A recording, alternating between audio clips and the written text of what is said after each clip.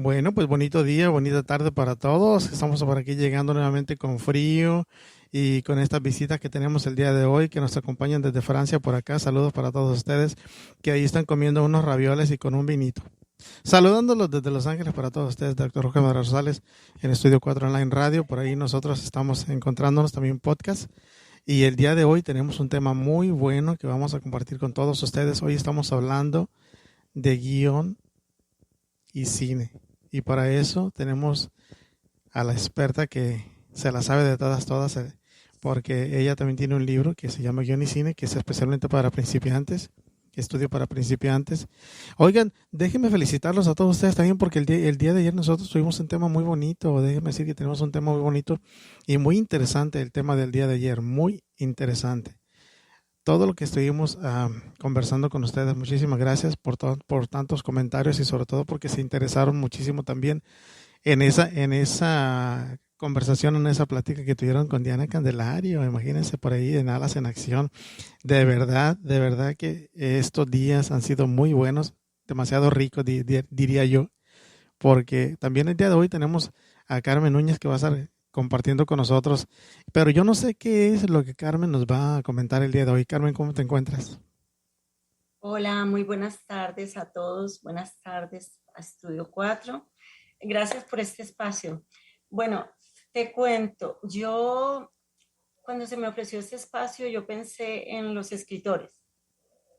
¿Qué le puedo yo de pronto compartir a personas que no estén en el medio como tanto del audio, del cine, de rodajes, de escritura de guiones, pero que sean escritores que de una u otra forma los guionistas o los escritores de otro tipo de narrativa, cuentos, experiencias personales, estamos conectados de alguna manera y nos parecemos muchísimo porque somos creadores, somos investigadores, somos capaces de llevar a alguien a otro mundo, a mundos que muchas veces son desconocidos para nosotros. Entonces yo pensé, ok, se me Por- ha dado esta oportunidad, pues quiero contarles y sabes qué, sobre, qué bueno que nos va a contar todo eso, porque déjenme decirles que ella viene viajando desde Londres y ahora se encuentra por allá por Colombia. El estar trabajando con lo que es el guión y el cine es un poquito muy especial, porque aparte de que te llenas tanto de información y tienes que investigar, como lo comentaste ahorita, ¿cómo te fue en esa travesía? ¿Cómo te fue en ese viaje antes de que nosotros entremos con tu charla? bueno, ¿cómo ha sido mi travesía? Yo empecé como 11 años en un lugar de una escuela jesuita aquí en la ciudad de Cali. Trabajé durante 11 años en el área de arte. Era fantástico, en ese tiempo había 15 profesores de arte y el arte en las escuelas y en los colegios es algo súper importante en el desarrollo de la imaginación, de la creatividad y de los niños y adolescentes y hasta nosotros adultos. Y en ese tiempo yo hacía muchas adaptaciones de cuentos infantiles o escribía entre los chicos me tocaba el área de primaria, luego al final de los 4 años estuve en el área preescolar, escribía entre ellos historias y hacíamos historias de niños de 4 años, obviamente tienen un formato y una longitud, a un chico que tenga ya 10 12 años, hicimos cosas fantásticas, siempre me ha gustado el tema de las historias, el llevar también las historias a montarlas, se llama eso, un montaje, trabajábamos toda la parte de teatro y a tener un espectáculo y un público.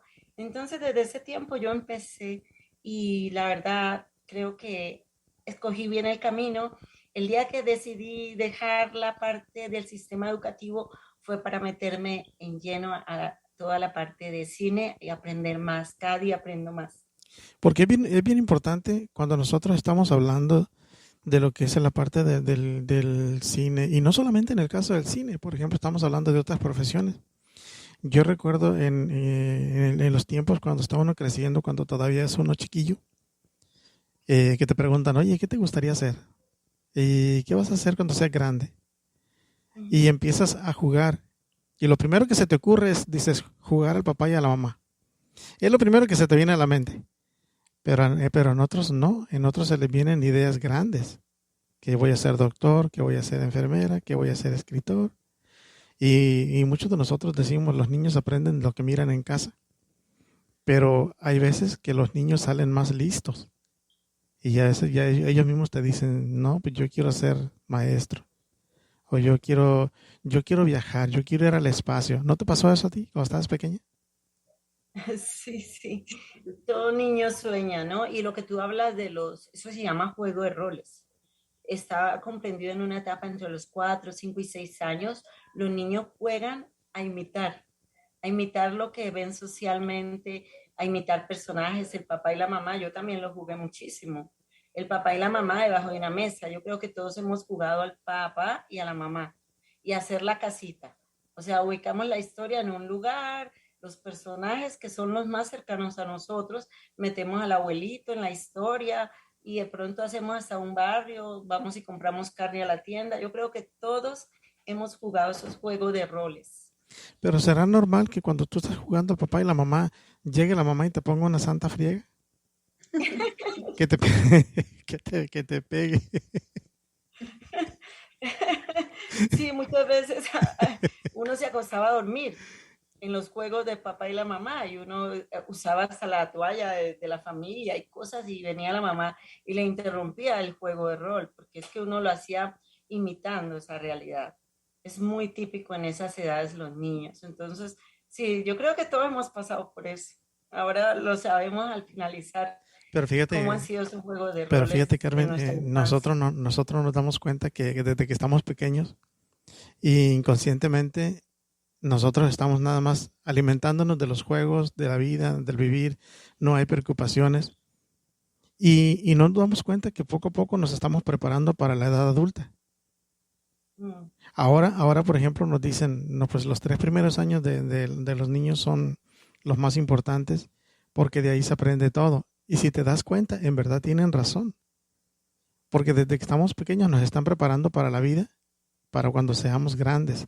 Llegas a la edad de la adolescencia y viene pasando lo mismo. Viene el enamoramiento, los amigos, los problemas, las complicaciones, los maestros, el reto de la escuela. Y aún así todavía dices, bueno, ya estás en el tercero y ¿a dónde voy? Ahora la que sigue la escuela.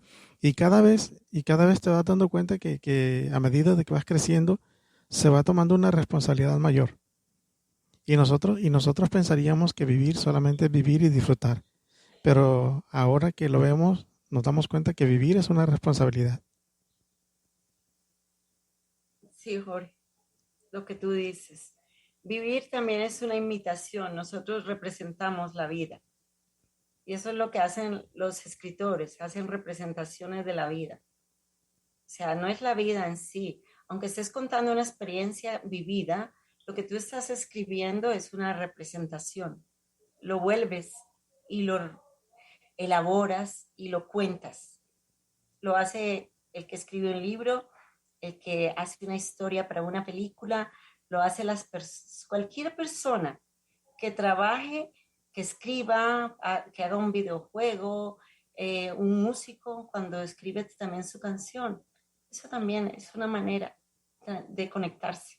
Y aparte de eso, te darás cuenta que cuando vamos creciendo, después de que te enamoras, que vienen los hijos y vienen los planes y programas, desarrollos, y que lo vas haciendo día a día cada vez más.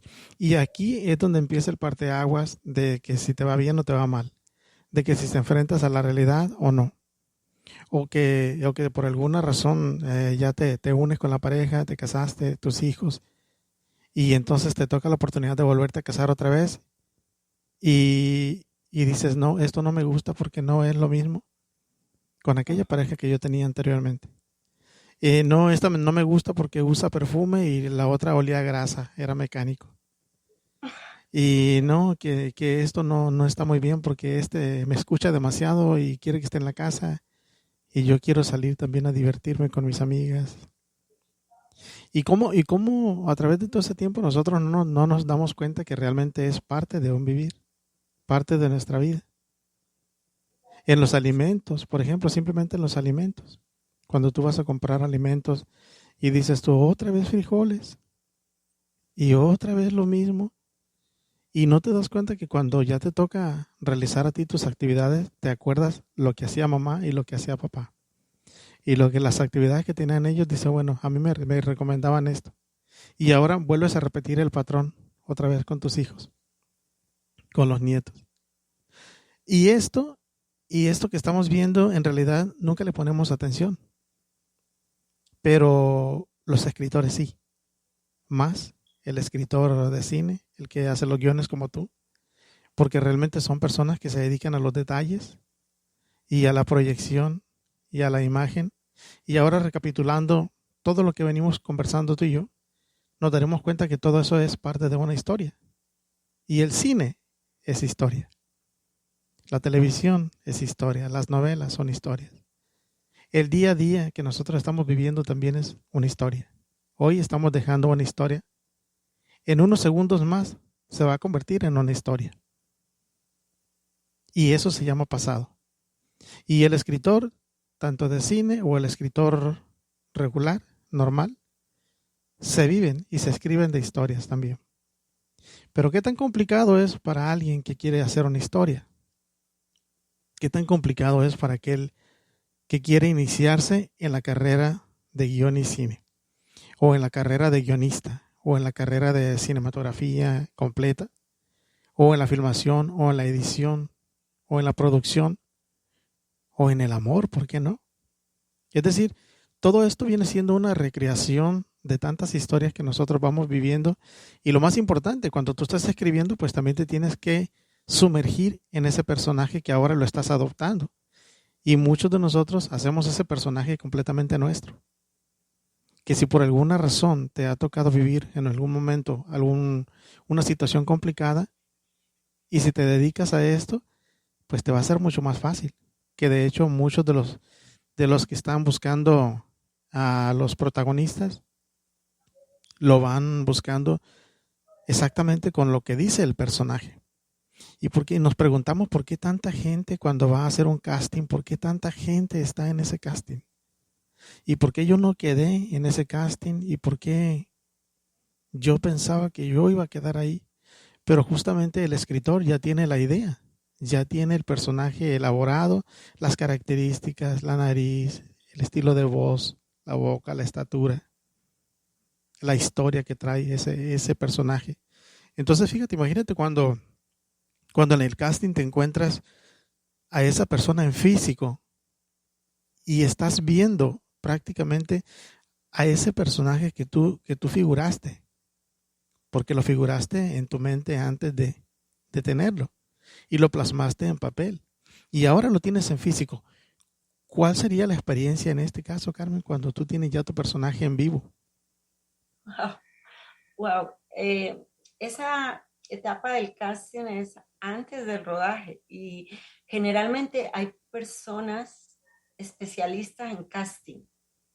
Entonces es el director generalmente y puede que le permita al guionista entrar en esta búsqueda del personaje, pero si yo, por ejemplo, que escribo un guión y se me permite estar en el casting y en la búsqueda, porque yo puedo también apoyar, porque un personaje tiene tanto rasgos físicos como rasgos psicológicos, tiene una edad, puede que mi personaje tenga un tatuaje, puede que mi personaje sea especialmente elegante para caminar, así que se le puede poner una prueba al personaje, tenga una edad de 20 años y que la prueba sea caminar en tacones, ¿sabes? Porque importa muchísimo en la manera en que camina ese personaje y la manera que lleva los tacones. Puede ser una prueba, otra prueba puede ser decir un texto, porque necesitamos un tipo de voz, necesitamos escuchar si es una voz dulce, una voz grave. Entonces, el especialista en casting tiene que tener, como antes de hacer un casting, muchísima información. Y si a un guionista le permite, pues claro, todos los que escribimos soñamos con personajes, vemos personajes y si hay personajes que uno los dibuja en la mente y llega a encontrar uno muy parecido, eso es para mí un wow, porque eso ya le da un plus a la película, encontrar a alguien parecido a lo que yo he soñado. Pero además del físico están muchas otras cosas que importa la actuación, la manera en que vocaliza, la manera en que maneja cámara, la manera en que registra. Hay actores que pueden ser bellísimos, pero no registran para ese tipo de personaje. O hay actrices que no son físicamente tan bellas, pero que con un maquillaje registran hermosas. Entonces, eso tiene que ver sobre todo con imagen y cuentan muchas cosas a la hora de un casting. Y aparte de eso también tiene que ver mucho y la proyección que tú le vas a dar, porque en muchos trabajos requieres también aquellos personajes que tienen que trabajar en el silencio. Y eso es más importante, porque también tiene que ver mucho en el manejo de las emociones. El escritor también está manejando una historia que está proyectando emociones sin que la persona o el personaje hable. Entonces, ahí es la parte donde nosotros no entendemos, como el público regular, no entendemos y decimos, ¿por qué metieron a este fulano o a esta fulana si no tiene nada, viene de un lugar y no tiene la talla, no tiene la categoría, no tiene el mercado ya conocido? ¿Por qué lo metieron? Y esa es la parte donde nosotros no entendemos, porque la historia de la que estás desarrollando lo exige y requiere ese tipo de personaje. Pero a veces nosotros como público también nos enojamos por la participación de ciertas personas que son incluidas en algunos proyectos. Y nosotros pensamos en nuestra mente, a mí me gustaría mejor que fuera una actriz reconocida. Ese personaje le quedaría mejor a fulanito. Pero difiere mucho de lo que está escribiendo, en este caso, o lo que describe o lo que requiere el guión, a lo que nosotros pensamos, porque nosotros no conocemos el trasfondo de lo que viene en ese proyecto. Y de ahí surgen los grandes proyectos y sobre todo el éxito de aquellas películas, de aquellas telenovelas, donde realmente empieza el personaje a trabajar. Pero yo quiero que tú nos expliques qué hay detrás de ese guión, qué hay detrás de todo esto y qué hay detrás de todos esos momentos de llanto, de coraje, de rabia, cuando tú te enfrentas a ese personaje y vienen las lágrimas porque ya lo estás figurando y quieres que salga y lo tienes ahí y de momento tienes que plasmarlo y vuelves otra vez a releer. ¿Qué pasa? Bueno, mira, en mi libro, y yo soy muy segura de lo que voy a decir, una película nace 4 veces para mí. La primera vez nace de la mano de un guionista.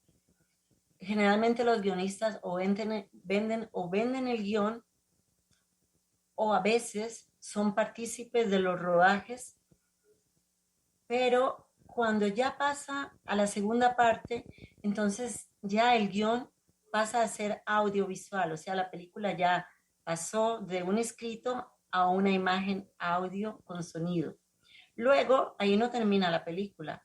Cuando ya ha rodado la película un director, pasa a manos del editor y el montajista, que se encarga de todas esas grabaciones que se hicieron, pegarlas, cortarlas, los que saben de edición y los que no saben, pues les voy a explicar un poquito. La edición y el montaje van de la mano. ¿Qué quiere decir? Montar, como su palabra lo dice, es saber cómo la secuencia que va a llevar. Esta escena va de primera, esta va de segunda, esta va de tercera. Eso es como hacer una secuencia de un montaje. Y la edición es aprender a fusionar esas escenas, hacer unos cortes especiales en el momento que entra. Esos cortes tienen mucho que ver, generalmente el que edita tiene que ver mucho con la emoción. Muchos grandes directores han empezado siendo editores. Entonces ya vamos en 3 momentos de la película: el guionista, el rodaje, la edición y el montaje. Y para mí el cuarto momento donde también vuelve y renace la película es el momento en que la película se encuentra con el espectador, porque el espectador le da un significado a la película, la siente diferente, el lenguaje y todo lo que comunica la película llega a él. Entonces él vuelve y en su mente transforma y hace una nueva película. Así que vamos a empezar naciendo desde el guión, que es lo que les voy a contar hoy. Lo primero, Antes de yo empezar, es que les quiero contar que siempre el cine ha estado ligado a la historia y tengo siempre que hablar un poquito de historia. Voy a remitirme hacia el 1920, en que está en su apogeo el cine mudo. Yo creo que todos hemos visto alguna vez en la vida una película de cine mudo. Voy a, Me gustaría que antes de empezar sí, a seguir esto que les voy a contar hoy a todos los escritores, y si no eres escritor pero te interesa, me gustaría invitarlos a que tengan un lápiz y un papel si lo tienen a mano, porque va a ser muy importante que los ejemplos que yo dé, ustedes luego los vean y los escuchen.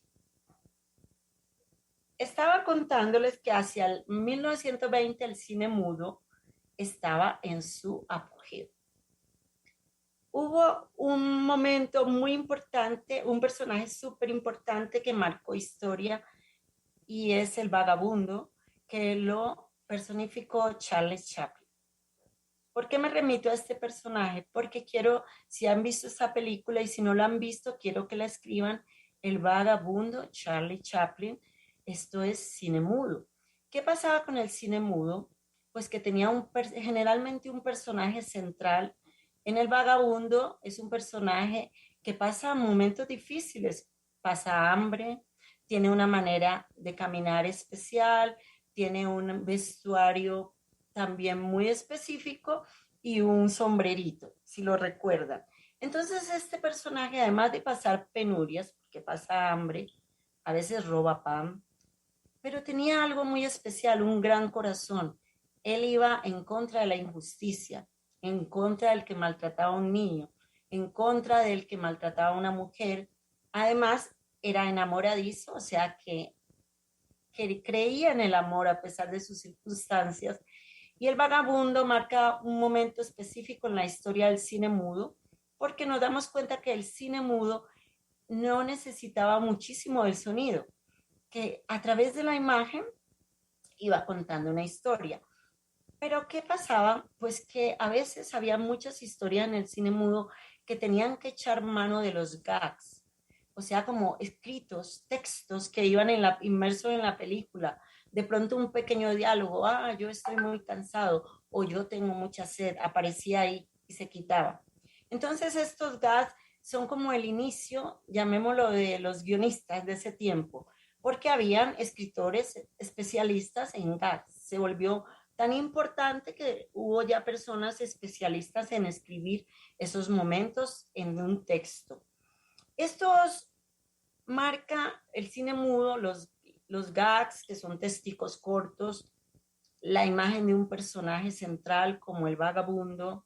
También otra cosa muy importante del cine mudo es que siempre había una música que lo ambientaba. Y esta música en los pueblos generalmente era con un pianito, pero ya en las grandes ciudades ya habían orquestas, que fueron como los inicios de la ambientación del posible y futuro cine. Aunque el cine mudo era cine, todavía no tenía sonido.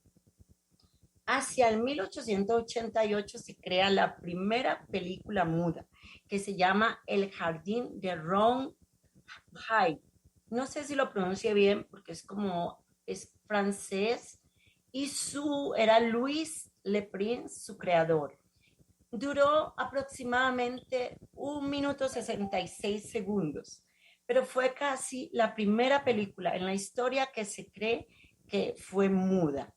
Hacia el 1927 se crea y se transmite la primera película con sonido que se llama El cantante de jazz. ¿Qué pasó con ese momento en que se pasa del no escuchar un sonido a escuchar sonido? Pues fue bárbaro, fue durísimo, porque muchas personas, incluyendo Charlie Chaplin, no querían pasar al cine sonoro, decían que el cine sonoro que había quitado creatividad, había quitado fluidez. Entonces, este paso no fue fácil y tampoco fue fácil para los actores que no estaban acostumbrados a los diálogos. Cuando empieza a suceder esto, se ve la necesidad de que haya un guión. Cuando ya hay diálogos, pues se necesita que los actores aprendan el guión. En 1912, 1900, hay una persona muy influyente, un americano, que se llama Thomas Harper. Thomas Harper Inn es un magnate adinerado, productor y director que empieza a darse cuenta que para no perder dinero y tiempo necesita un guión y exige antes de un rodaje tener un guión. Porque cuando tú tienes un guión, los actores van ya con el texto aprendido. Ya cuando tienes un guión, ya no pierdes tiempo, ya sabes que esta escena se hace en una casa y que a lo siguiente lo hacemos en una calle. O sea, se hace ya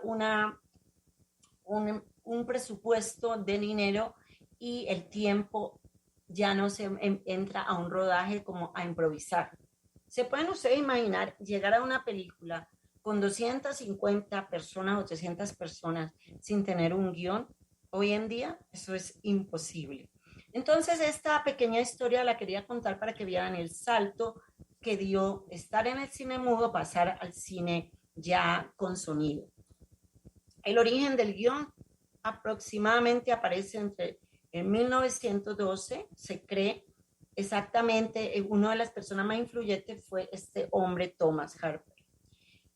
Hay una película muy señalada que es la primera película con sonido que se llama El cantante del jazz, y hay algo que fue en el 1927 que quiero contarles, y es que en ese tiempo no se les permitía a los actores negros actuar. Así que el cantante del jazz primero una, fue para teatro, y el actor que protagonizaba este cantante se tenía que cubrir totalmente su piel de negro, porque pues había bastante racismo en ese tiempo y no era permitido. Pasando de esto, voy a contarles ahora a ustedes como escritores que les va a interesar muchísimo esto. Y esto es como para un semestre de universidad. Hoy los guionistas, gracias a Dios, tienen universidades, hay cursos y es una profesión que hay que estudiar para hacerlo, porque hay que saber. Es lo que decía de antemano Jorge, antes de escribir uno tiene que saber, uno tiene que investigar, pero además de la investigación de muchos temas, uno tiene que saber las estructuras narrativas de un guión. Y puede que ustedes pueden echar mano de ellas, ¿por qué no en algún momento? Hay varias estructuras. Voy a empezar con la primera y voy a ir dando ejemplos de películas para que en el momento que ustedes puedan, pues la ven y van a decir, ah, ya entiendo qué es esa estructura. La estructura lineal, pero antes de empezar esas estructuras, quiero contarles que en el guión de cine hay tres tipos de guiones. El guión literario, que es el que hace el guionista. Este guión literario está en la etapa de preproducción, o sea, todavía no se ha rodado la película. Luego, cuando ya tiene el guión y entra a la etapa de rodaje, hay dos guiones más. Un guión que se llama el guión técnico, que generalmente lo hace el director y su equipo, y el storyboard, o sea, el guión gráfico, que son como viñetas, como muñequitos de algunas escenas. Un muy famoso director que hacía el storyboard perfecto antes de empezar cualquier película era Alfred Hitchcock. Él, antes de rodar, él ya había hecho su película en dibujos. Era increíble el detalle de cada película. Es más, existen, y lo pueden buscar por internet, el storyboard de películas de él, y van a comparar el dibujo con la escena y uno queda, wow, ¿cómo es posible tanta perfección? Pero sí lo hizo. Y hay también una película que se llama Parásitos, no sé si la han visto, es una película asiática. En esta película el director, al terminar la película, ha sacado un libro de su storyboard, de todo el proceso de estos dibujos, y lo ha puesto en un libro y lo tiene a la venta. Porque es un trabajo, generalmente el storyboard o guión gráfico lo hace un dibujante. A veces los mismos directores lo llevan como entre unos muñequitos no tan perfectos que solo ellos lo entienden, muchas veces lo hacen, pero generalmente lo delegan a alguien profesional. Sabiendo esto ya como de los tres tipos de guiones, me voy a centrar en el guión técnico, perdón, en el guión literario, que es el que nos compete a los que escribimos guiones. Como su nombre lo dice, el de literario a veces no tiene mucho, porque es un guión que está metido en un formato y con un tiempo, que lo tienes tú que adecuar a un tiempo. Mientras que un novelista puede escribir su novela y seguir y seguir y seguir, nosotros estamos pensando que cada página de un guión es un tiempo de pantalla y estamos acumulando y acumulando escenas hasta llegar, por ejemplo, a la hora y media. Entonces es un poquito más lioso escribir una historia en un guión que una historia de formato de novela.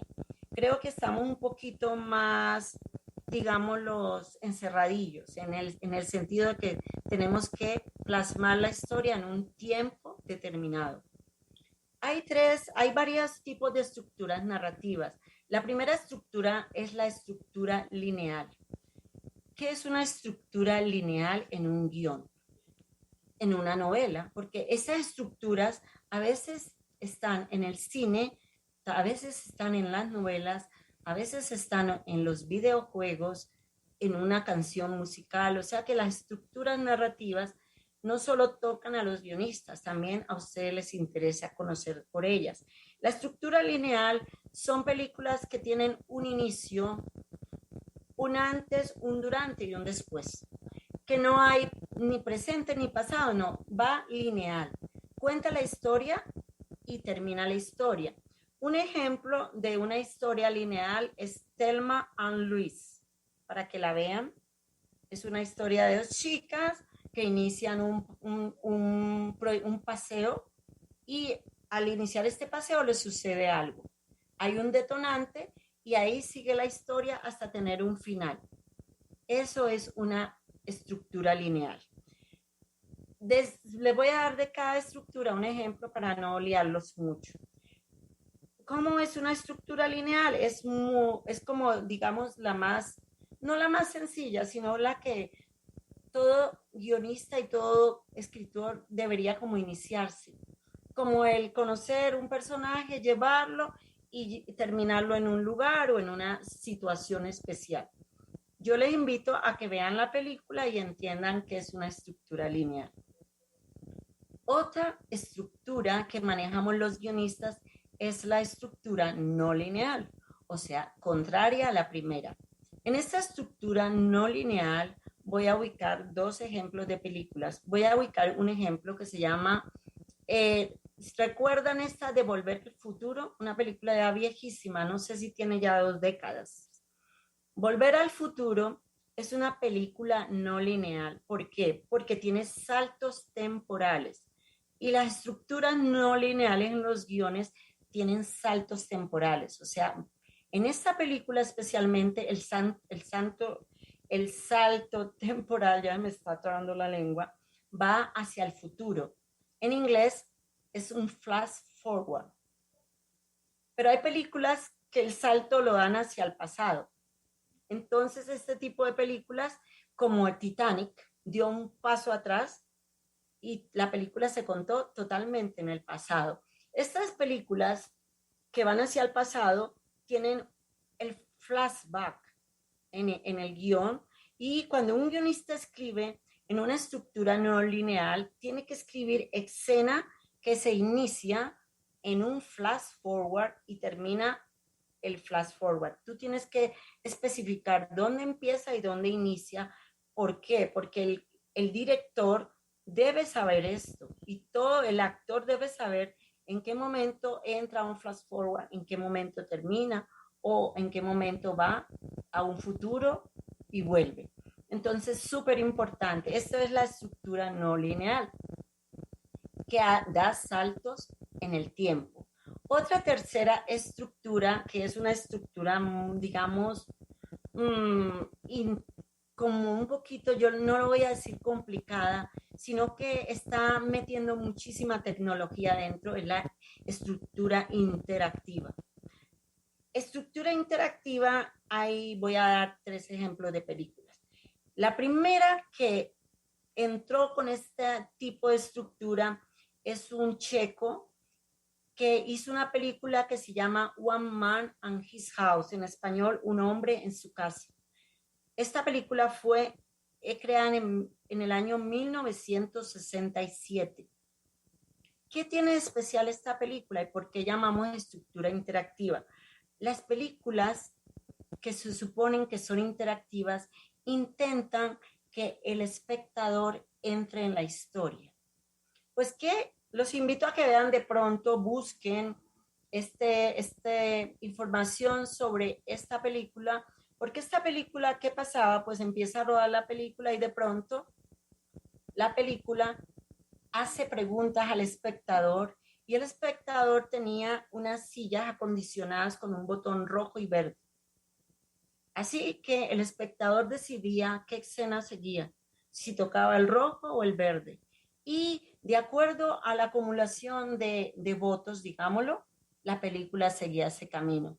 Fue un experimento bastante eh, enlazado en la tecnología y hoy en día hay películas más modernas, por ejemplo, una llamada Last Call. Es una película que hacía que antes de que tú entraras a la película, dieras tu número telefónico y tu número telefónico entraba a un software y estabas tú en la película y de pronto tu número telefónico sonaba. Y tú como espectador decías hola y adivinan a quién escuchaba. Escuchaba al personaje principal que tenías en la pantalla que te decía ayúdame, voy para el lado derecho, voy para el lado izquierdo. Entonces la persona que había sido elegida iba interactuando con el personaje principal.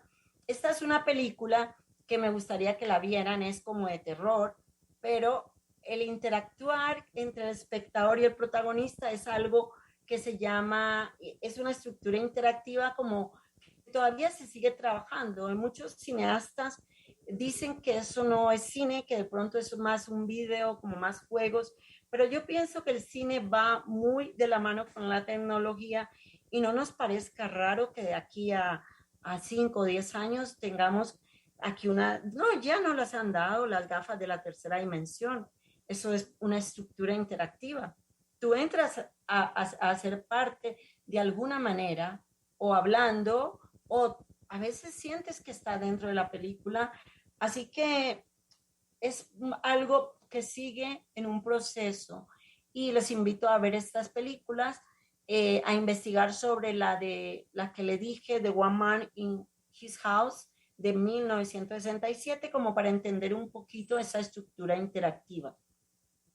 Otra estructura importante en la estructura de guión al escribir es la estructura narrativa inversa.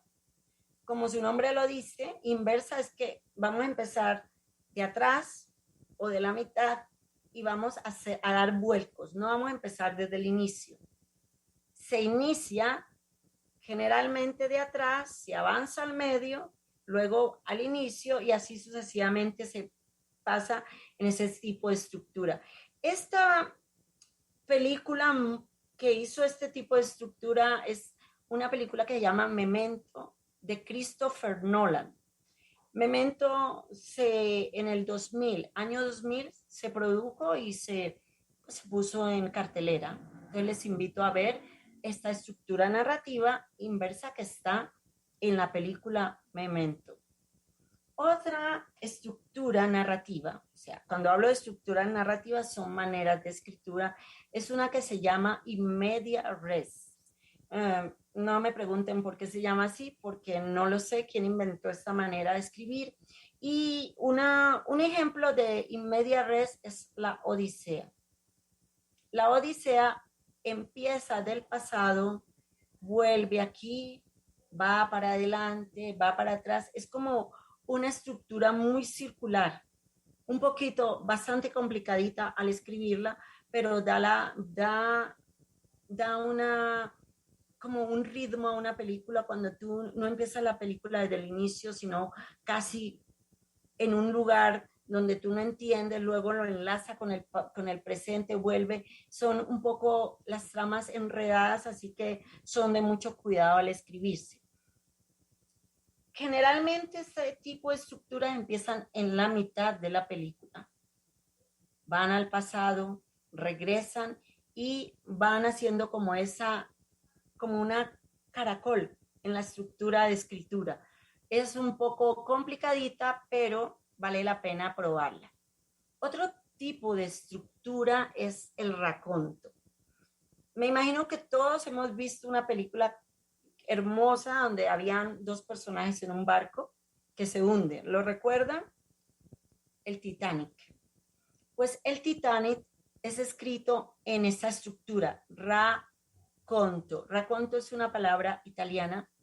¿Qué significa esto? Que el personaje empieza contando su historia, pero casi el 90% de la película es el pasado de ella. Al final vuelve a ella, pero casi toda la película está en pasado. Esto es una estructura de raconto. Hay otro tipo de estructura, la antiestructura, la antitrama, que muchos guionistas hablan. Es una película desorganizada, no se sabe dónde empieza, no se sabe dónde termina, va como en saltos y es una tipo de drama que es como muy usada por cineastas que están probando nuevas maneras de contar historias.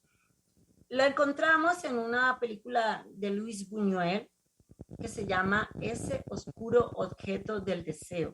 Ahí pueden ver este tipo de estructura y es muy bueno que ustedes como escritores aprendan a ver cine y de pronto a reconocer estructuras porque la escritura no es solo escribir, la escritura es observar y entender la manera de llevar las tramas. Y una última, digamos, estructura, que es una estructura que, digamos, que la hemos visto mucho en películas, es así como, ¡pam!, como contrapuntos. El contrapunto es que toma un tema, un acontecimiento y lo repite como de varias maneras. Una película donde pueden ver la estructura del contrapunto es en Pulp Fiction de Quentin Tarantino. En esta película ustedes van a observar la estructura del contrapunto. De todas maneras, pues con todo este tipo de estructuras, ustedes ahora tienen como una herramienta, cuando vean la película, cuando entiendan y me digan, oye, Carmen, de verdad ya entendí esta estructura, si de pronto no llegaran a entenderla, porque la estoy dando con una pincelada rápida, porque el tiempo que tengo, yo con mucho gusto puedo también explicar más personalmente si quieren y con más ejemplos. Pero Y me de parece eso, importante. y de eso se trata para ti que me estás escuchando ahorita. Qué bueno que nos estás diciendo eso, Carmen, porque también tienes tu libro que está por ahí a la venta en Amazon, que se llama Guión y Cine. Y también, ¿dónde te pueden localizar? Por si las personas, yo sé que te están escuchando, más de algunos se va a poder interesar en tu trabajo, porque es un trabajo muy bonito y les va a poder ayudar también por ahí, además de que van a poder ver también su libro que está por ahí a la venta en Amazon, libro de guión y cine, es una guía para principiantes. ¿Dónde te localizan, Carmen? Bueno, me pueden localizar en Amazon, en la plataforma de Amazon. Es mi libro, está lanzado, ahora he hecho una reestructuración de él. Hace 3 días el ebook está reestructurado y creo no, mañana lanzo el físico, ya para que tengan las personas el físico. A mí me gusta más tener el libro aquí en mis manos, entonces he demorado casi 3 meses en reestructurarlo porque no sabía, personalmente no sabía todo el trabajo que conlleva escribir un libro, ahora ya lo sé y he aprendido mucho. Antes de que nosotros nos vayamos en este último minuto, ¿cuál es tu mensaje para todos aquellos que están iniciándose en este trabajo? Bueno, para todas aquellas personas que se inician en el mundo del arte, porque los escritores somos artistas, ya sea que escribamos en el formato que queramos, ¿qué les digo?